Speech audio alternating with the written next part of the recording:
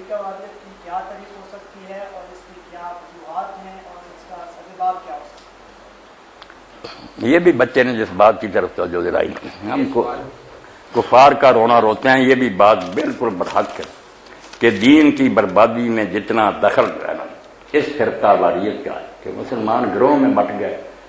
صد ملل از ملتیں انگیز. اقبال کہتا ہے ایک ملت بنائی تھی رب نے، تو نے اس سے سینکڑوں ملتیں بنا لی. لیبر لگے ہیں، یہ شیعہ ہے، یہ سنی ہے، یہ بریلوی ہے، یہ دیوبندی ہے.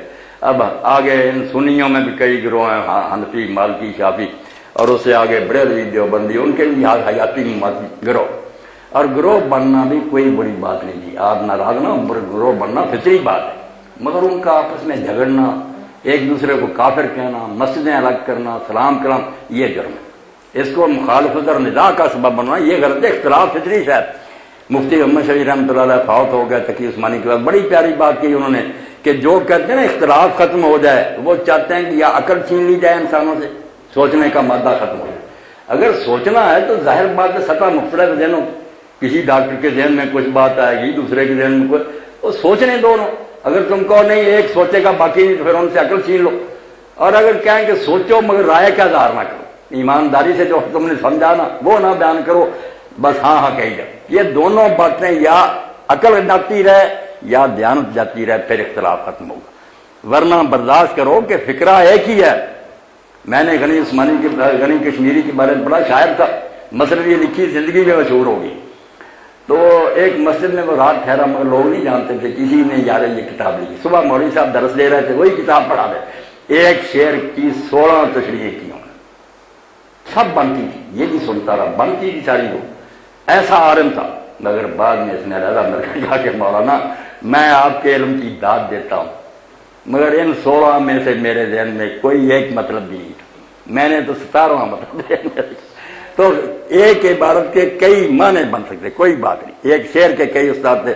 اختلاف کو برا نہ مناؤ، مگر اختلاف کو لڑائی کا سبب بنانا، مرنے مارنے پر آ جانا، کافر کہنا، سلام کرنا، یہ جرم ہے نا. اگر میری رائے دوسری، میں کہوں ٹھیک میری سمجھ بھائی ہے، مگر دوسرا عالم اگر کچھ دوسرا سمجھتا نہ مجھے وہی آئی ہے نہ وہ کافر ہے. دونوں ایمانداری سے جو سمجھتے ہیں انشاءاللہ جنت میں ہی ہوں گے. مگر یہ تنگ نظری جو علماء میں پیدا ہوگی نا، کیا اپنے سوا کسی کو مسلمان نہیں مانتے، کہتے ہیں میری نماز درست ہے باقیوں کی غلط. اب میرا جرم یہی ہے کہ میں انٹرنیٹ پر بھی میاں طاہر نے کل ہی مجھے بتایا کہ ایک شہاب عباسی صاحب، ان کا فون آیا، اس نے کہا یار اس بندے کا میں احسان نہیں اتار سکتا کہ میں نماز نہیں پڑھتا تھا. بائی چانس اس کا بیان آ گیا انٹرنیٹ پر، میں نے اسی وقت پہلا کام یہ کیا کہ نماز شروع کر. ایسا بیان اس نے کیا، میرا ہی ذکر. میں کہتا ہوں یار تم روتے ہو ہاتھ باندھ رہے ہیں کہ چھوڑنے ہیں کہ سینے پر نہ، جب تم جانتے ہو علم والے لوگ یہ سب چیزیں جو کتابوں میں ان کا ذکر یا حضور نے کی ہیں یا صحابی نے کی ہیں، کیوں ان کے خلاف ہوتے؟ میں ڈنکے کی چوٹ کہتا ہوں ہر مجلس میں کہ میں کوئی نماز جہاں چھوڑ کر پڑھ لیتا ہوں، کوئی ناف کے نیچے باندھ کر پڑھ لیتا ہوں، کوئی سینے پر باندھ.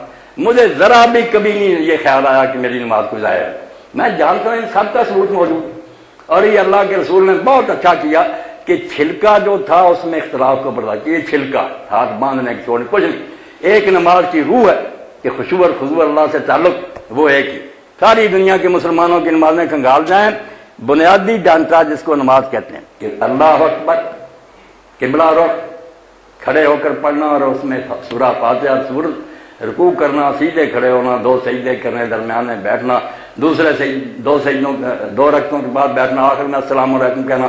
ایک کیا یہ آپ مسجد عمان میں چلے جائیں، وہاں بھی ہمارے دوست ہیں خارجی گروہ کے، وہی قاضی ہیں، وہی سلطان ہے، عالم ہے. میری مسجد میں آئے ڈھیروں کتابیں مجھے دے گئے، میں ان سے رابطہ رکھ رہا ہوں، وہ بھی سچے. وہ ایک مرتبہ بھی ہاتھ نہیں اٹھاتے، پہلی مرتبہ بھی نہ باندھتے، وضو کر کے آئے، امام کھڑے ہوئے، ساری اسٹیٹ میں وہی نمازیں پڑھاتے.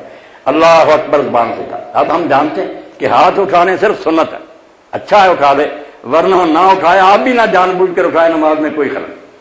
اللہ اکبر کہنا ضروری ہے، تکبیر تحریمہ لازم ہے، اس کے بغیر نماز نہیں چاہیے. جو جانے نا کہ یہ حصے لازمی ہیں، یہ جو ہے نا یہ سلاد ہے، ہو جائے سلاد تو اچھا ہے، ورنہ خیر ہی خیر ہے. نماز کو سمجھنے کی کوشش کرو کہ اس میں فرض کیا ہے جو لازمی ہے، باقی سنت اور مستحب چیزیں کیا کہ کوئی کر لے تو اچھا، نہ کرے تو کوئی نہیں. نمازی لوگوں کو بناؤ کہ ہر شخص اپنے رب کے حضور حاضری ہے، 5 وقت حاضری دے گا. تو جیسے نبی علیہ السلام نے فرمایا کہ کسی کے دروازے پر نہر بہہ رہی ہے، اور وہ 5 مرتبہ مل مل کر رہا ہے، میل رہے گی؟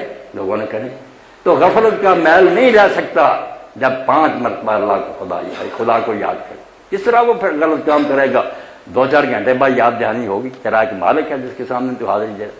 تو یہ فرقہ بندی جو ہے نا، میرے بچے تو نے سچ کا ہمارا بیڑا اس نے گڑھ کی. بالکل اقبال غریب چیختا چلاتا رہا کہ کوئی پتہ نہیں کہ کتنے ہماری بیڑیاں انہوں نے ڈبو دی ہیں.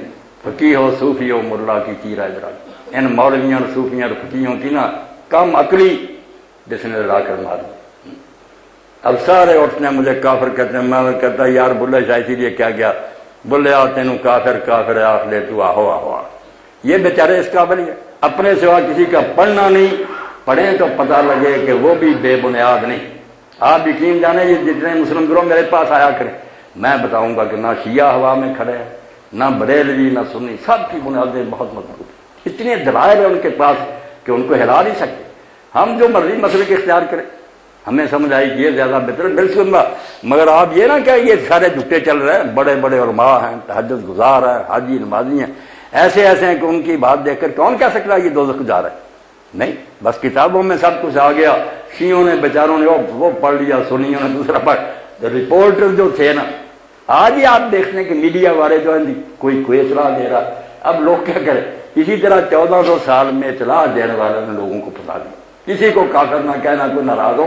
جو کتاب کوئی غریب پڑھے گا اس پر اعتبار کرے.